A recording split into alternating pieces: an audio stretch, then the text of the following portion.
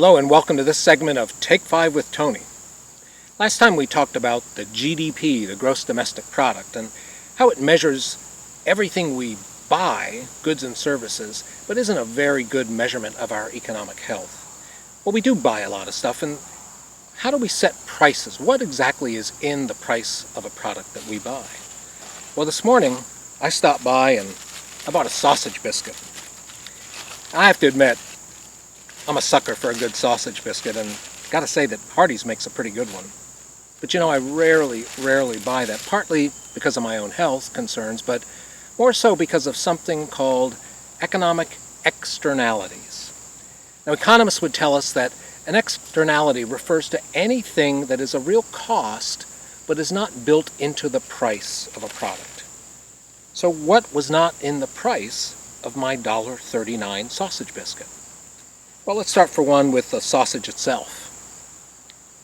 Probably about 99% likelihood that the sausage in this biscuit, and almost any other biscuit you would buy from a franchise or fast food restaurant, came from hogs that were raised in confined animal feeding operations, or CAFOs, huge facilities with 25,000 hogs in one setting. Now, putting aside for a moment the cruelty of that to these very intelligent creatures, there are actual real costs for people. The manure that comes from these pigs piles up in manure lagoons, and they create serious health consequences for many of the workers in these CAFOs. For people living a mile or two downwind, it's very common to have severe respiratory problems, and if you get a big storm or a break in one of these dams, you can have horrific water pollution problems from this manure. All of those are external costs to my biscuit. Now, the hogs aren't out on pasture, they're not rooting around, so they're entirely dependent on feed. And that feed, that corn, soybeans and others, coming probably from big monoculture farms in the Midwest.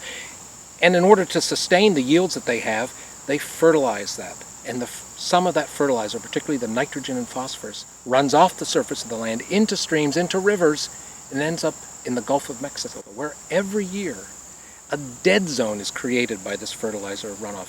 It's from 6,000 to 8,000 square miles, this dead zone. What are the costs of that? Well, a lot of dead fish, but also fishermen, tourist businesses, and others whose livelihood is seriously hurt by the destruction of that ecosystem for several weeks or months each year. All external costs. What about the transportation? Well, we know that our food travels a long distance, and certainly the price of the diesel fuel and the truck driver is paid for in the biscuit, but not the air pollution, not the wear and tear on roads, and probably not the contribution to climate change from excess carbon. And then there's the consequences for the farmers and the workers themselves.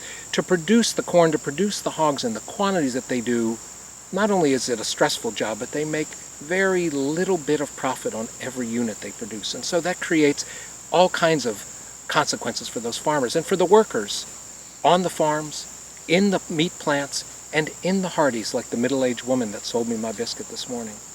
Well, oftentimes they have to get Medicaid or food stamps or a second or third job. All of those costs to them and to their families are external to the cost of my biscuit.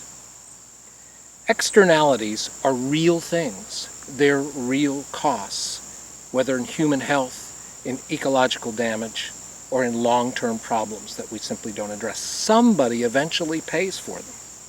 Just not us when we buy our biscuit or countless other products produced in our market economy. It seems that it would make more sense and ultimately save us quite a bit of money if we began to internalize these very real costs. Generally, it costs much less to preclude a problem than to fix it once it's out there. And so, as we move forward, we should be striving to figure out and support those businesses and policies that help us to internalize the true costs of production, all of them, rather than foisting many of them off on our neighbors, on the taxpayer, and on future generations. It's time to start internalizing externalities. Thanks, and we'll see you next time.